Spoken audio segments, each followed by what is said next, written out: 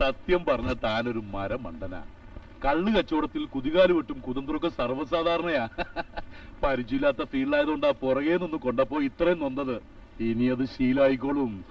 അതെ, ഞാൻ മണ്ടൻ തന്നെയാ. അതുകൊണ്ടാണല്ലോ തന്നെ വിശ്വസിച്ച് ഇത്രയും പണം ഇറക്കിയത്. എന്നിട്ടോ എന്റെ റേഞ്ചിൽ ബിനാമി വെച്ച് താൻ ലേലം പിടിച്ചു. നാണവും മാനവും ഇല്ലാതെ അതിനിപ്പോ ഒരു ന്യായീകരണവും. സുധാരേട്ടാ, ഇമോഷണൽ ആവാതെ കാര്യം എന്തായാലും നമുക്ക് പറഞ്ഞു കൊടുക്കാം. ഒക്കെ താൻ കേട്ടില്ലേ? ഇയാൾ എന്നെ അറിഞ്ഞുകൊണ്ട് ചതിക്കായിരുന്നു. ഉപ്പും കർപ്പൂരം തിരിച്ചറിയാത്തവൻ കള്ളു കച്ചവടത്തിലൊന്നും ഇത് തന്നെ സ്ഥിതി. ചതിച്ചു എന്ന് തോന്നുന്നുണ്ടെങ്കിൽ താനൊരു കാര്യം ചെയ്യേ, മറ്റൊരു ചതിക്കുഴി വെട്ട് എന്നെ വീഴ്ത്താൻ. യുക്തിയും ശക്തിയും കൊണ്ടാണ് കള്ളു കച്ചവടത്തിൽ ആണത്തം കാണിക്കേണ്ടത്, അല്ലാതെ ചുമ്മാ ഇങ്ങനെ നാവിട്ടടിച്ചോണ്ടല്ല. എന്റെ അമ്മയുടെ ഒരു ആണത്തം. ഇതിലും ഭേദം സ്വന്തം ഭാര്യയെ കൂട്ടിക്കൊടുത്ത് പണം ഉണ്ടാക്കലാണ് അച്ഛൻ. മടുത്തരം പറഞ്ഞാലുണ്ട് നിന്നെ ഞാൻ. വക്കീലെ, സുധാരേട്ടാ, എന്താ ഇത്? വക്കീലെ, തറവാടിത്തമില്ലാത്ത ഈ തെണ്ടിയിലെടുത്ത് ഒരു കോംപ്രമൈസിനും ഞാനില്ല. തനിക്കറിയോ, ഇവനെ പോലെ തന്തയില്ലായ്മ കൊണ്ടോ ചതി കൊണ്ടോ അല്ല, നല്ല അന്തസ്സോടെ ഞാൻ ഉണ്ടാക്കിയ മുതലാ കച്ചവടത്തിൽ ഇറക്കിയത്. അന്തസ് കാരണവന്മാരുണ്ടാക്കി എച്ചിക്കാശ് കൊണ്ട് അവൻ പുതുപ്പണക്കാരനാ വന്നിരിക്കുന്നു, ഒരു തറവാടി. അതേടാ, എന്റെ കാശിന് സത്യം ഉണ്ടെങ്കിൽ അത് ഏത് കോടതി കയറിയിട്ടായാലും പലിശ അടക്കം നിന്നോട് ഞാൻ തിരിച്ചു വാങ്ങിക്കും. നീ നോക്കിക്കോ. തിരുവമ്പാട്ട് സുധാകരമേനു ഒരു തന്തയുള്ളു, അതുപോലെ ഒരു വാക്കും. വാടോ.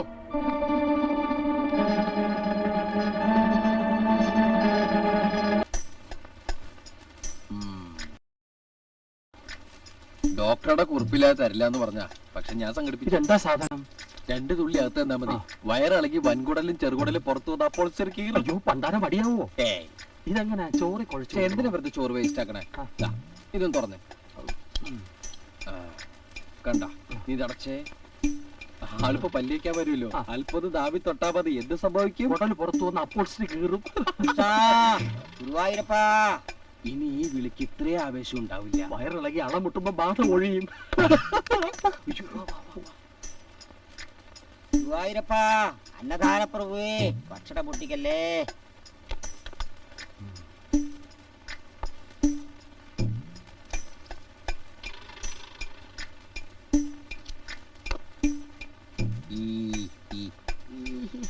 അവസാനത്തെ ശരിയാ. വേഗം തേക്കാൻ പറയട്ടെ.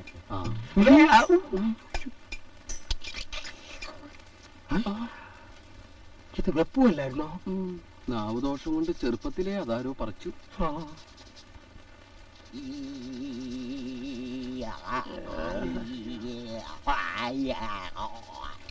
കുടലിന് പകരം പല്ലാണല്ലോ പുറത്തു വന്നത്.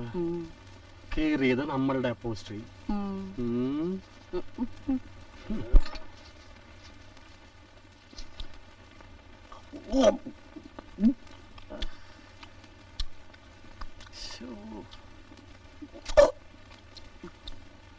പഴവർഗ്ഗങ്ങൾ കൂടി കഴിച്ചോളൂ. മതി.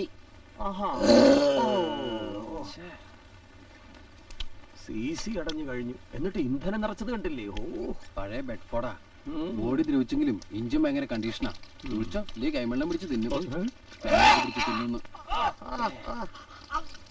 കഴിച്ചത് അധികമായെങ്കിൽ അണ്ണാക്കിൽ 2 വിരലിട്ട് ഛർദിച്ചൂടെ? 2 വിരലിടാൻ സ്ഥലം ഉണ്ടായിരുന്നെങ്കിൽ ഞാൻ 2 ഇഡ്ഡലി കൂടി കഴിക്കാന്.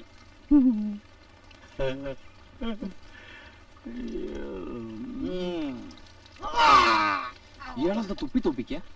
അടുപ്പിൽ വെച്ച മണ്ണെണ്ണ ഒഴിക്കാണ്ട് കത്തും. കണ്ടില്ലേ പുരാവസ്തുന്റെ ഒരു വേഷം കെട്ടും. എന്തിനാ ഓർക്കാനിക്കണേ? ഗർഭമുണ്ടോ? എത്ര മാസായി? ശരീരം അനങ്ങരുത് കേട്ടോ. എന്താ കൈമളേത്? അച്ഛന്റെ പ്രായില്ലേ?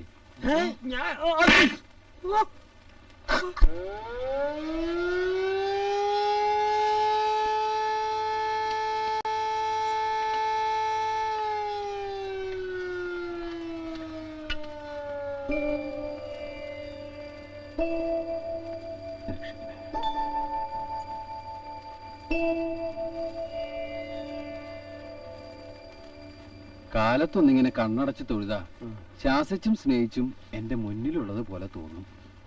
സത്യം പറഞ്ഞ അതൊരു ഐശ്വര്യ. ഒരല്ലലും ഇല്ലാത്ത ഒരു ജന്മം അങ്ങിവന് കൊടുത്തു. ഒരു മുട്ടുമില്ലാതെ കഴിയാനുള്ള സമ്പാദിച്ചും കൊടുത്തു. പക്ഷെ എന്താ കാര്യം? പരേതിനോട് പരദൂഷണം പറഞ്ഞോണ്ടല്ലോ. കൊല്ലാൻ ലൈസൻസ് ഉള്ളവനാ ഞാൻ, അറിയാലോ. ഈ സന്തതിയുടെ കാര്യത്തിൽ എന്നെ പോലെ തന്നെ അച്ഛന്റെ ആത്മാവും വേദനിക്കുന്നുണ്ടാവും. രണ്ടാൾക്കും തുല്യ അവകാശം എഴുതി വെച്ചിട്ടാ അദ്ദേഹം മരിച്ചത്. മൈനർ ഇപ്പൊ മേജറായി, ജോയിന്റ് അക്കൗണ്ടിൽ ഒപ്പിടാൻ മാത്രം. കുറച്ചുകൂടി ബുദ്ധി അവന് കൊടുക്കായിരുന്നില്ലേ? കൈമളെ, അതിനിപ്പോ ഇവിടെ എന്താ ഉണ്ടായത്? എന്റെ കാര്യങ്ങളൊക്കെ ഭംഗിയായിട്ട് നടക്കണില്ലേ? ഉണ്ട്. 3 നേരം ഉരുട്ടി വിഴുങ്ങുന്നു, ഉരുണ്ട് നടക്കുന്നു, ഉറങ്ങുന്നു, ഉണരുന്നു. അത് മാത്രം മതിയോ? എന്താ പോരെ? ഇതാ പറഞ്ഞത്, മൈൻ പൊട്ടിച്ചാലും നിന്റെ മണ്ടേ കയറില്ലെന്ന്. നീ എന്ന് മൈനർ തന്നെയാ. ചേട്ടൻ വന്നു.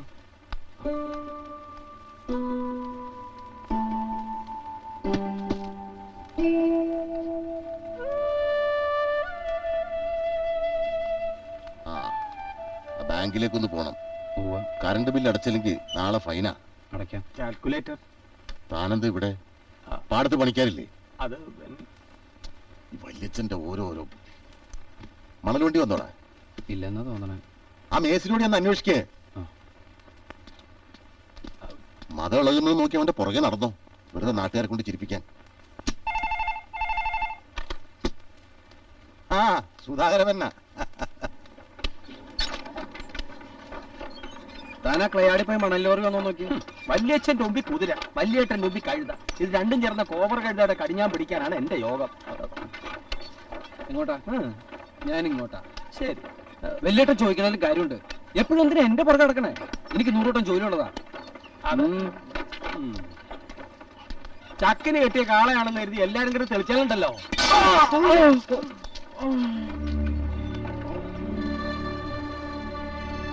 ആരാ?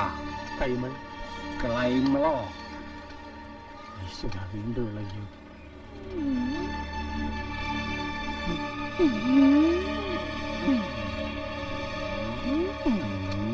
കുഞ്ഞിനെ അല്ല കൈമളെ, എനിക്കൊരു സംശയം.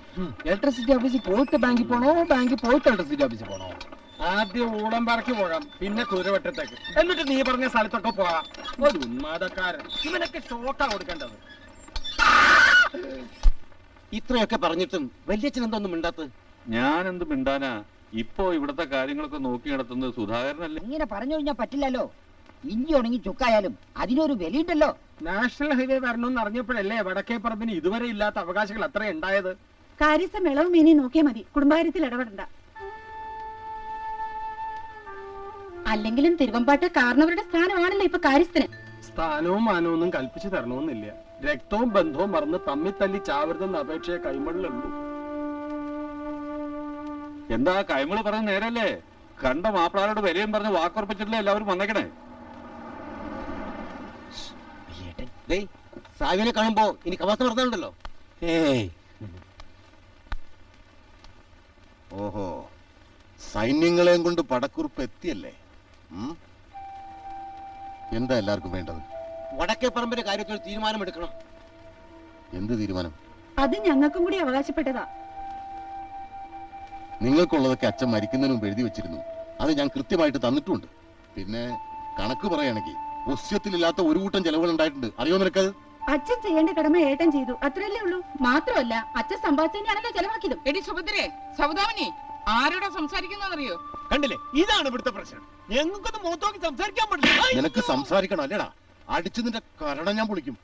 പത്തിയെടുക്കാൻ വന്നിരിക്കുന്നു ഞാനൂലുകൾ. കാര്യം പറയുമ്പോ കയ്യൂ കാണിച്ചിട്ട് കാര്യമില്ല. സ്വത്തിന്റെ കാര്യത്തിൽ ഒരു തീരുമാനമെടുക്കണം. ഇല്ലെങ്കിൽ നിയമത്തിന്റെ വഴി നോക്കി നിങ്ങൾ. നിയമം വകുപ്പും പറഞ്ഞ് എന്നെ വരട്ടണ്ട. ഞാൻ കാണാത്ത കേസുമില്ല, കോടതിയില്ല. സംഘടിച്ച് നേടാമെങ്കിൽ നേടിക്കോ. ഏത് കോടതി കയറാനും ഞാൻ തയ്യാറാ.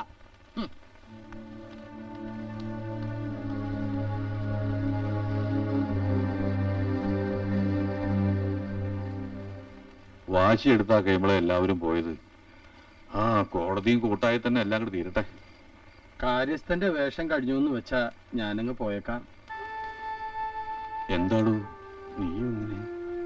കേട്ടില്ലേ, കാര്യസ്ഥൻ കുടുംബകാര്യം സംസാരിക്കേണ്ടാണ്. ജീവിതത്തിലെ നല്ലൊരു പങ്ക് ഈ തറവാടിന് വേണ്ടി തൊലച്ചാണ് ഞാൻ. യാചിക്കാത്ത യാചകന്റെ മുമ്പില് രാജാവ് വിറയ്ക്കും.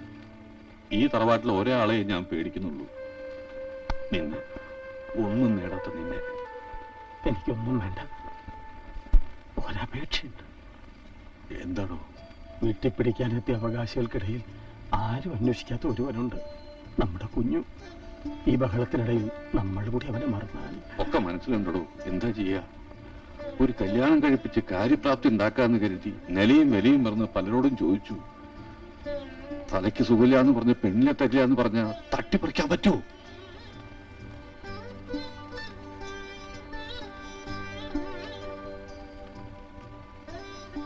എന്റെ കണ്ണടയുന്നതിന് മുമ്പ് അതൊന്ന് നടന്നു കാണണം. ആലോചിച്ചിട്ട് ഇനി ഒരു ആശ്രയം കാണുന്നുള്ളൂ. ഉടപ്പറന്നോനായി എനിക്ക് നീയല്ലേ ഉള്ളൂ. എന്റെ വിഷമം ഞാൻ പിന്നെ ആരോടാ പറയാ?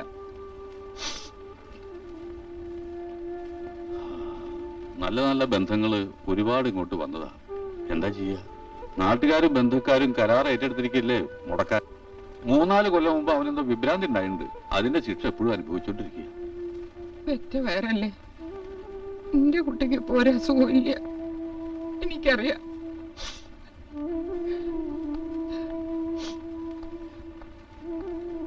അമ്മായി ആ പോയി വരട്ടെ. ശരി മോളെ. വലിച്ച വരട്ടെ. നിന്റെ പഠിത്തം ഇനിയും തീർന്നില്ലേ മോളെ? വീട്ടില് വെറുതെ ഇരിക്കണ്ടല്ലോ എന്ന് കരുതി കമ്പ്യൂട്ടർ ക്ലാസ് ചേർത്തിരിക്കുക. ഓ കൊള്ളാം. എന്നാ നമ്മള് പോയി വരും.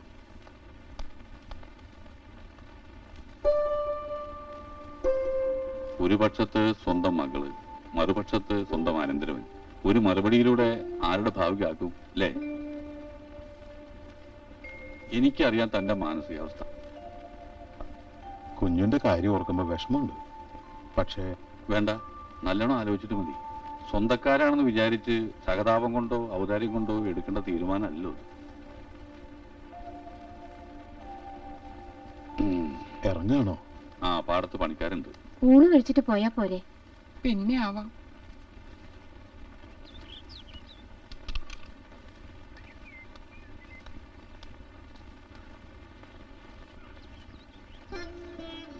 ഈ ഒരു കാര്യത്തില് അവജ്ഞ അവഗണന മാത്രമേ അവനുണ്ടായിട്ടുള്ളൂ. എല്ലാം അറിഞ്ഞ് ദാനായിട്ടൊരു പെണ്ണിനെ കൊടുത്ത രാജകുമാരിയെ പോലെ അവൻ നോക്കും. എനിക്കുറപ്പുണ്ട്.